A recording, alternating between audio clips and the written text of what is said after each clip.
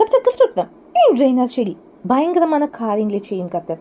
யாத்ராகமம் 34வது அதிகாரம் 10வது வசனம் என்னன்னா, மோசே கர்த்தர்கிட்ட ஒரு விண்ணப்பம் பண்றாங்களே, எங்களை உமக்கு சுதந்திரமாக ஏற்றுக்கொள்ளுன்ட்டு.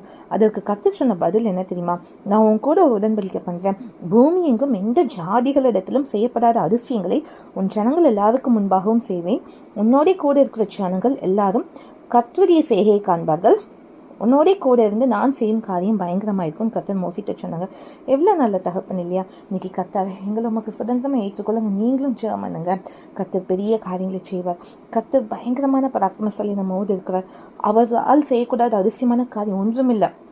உங்கள் வாழ்க்கையில் என்ன பிரச்சனை, போராட்டங்கள் எதுவாக இருந்தாலும் சரி, உங்களால் பாவத்தை விட முடியலையா?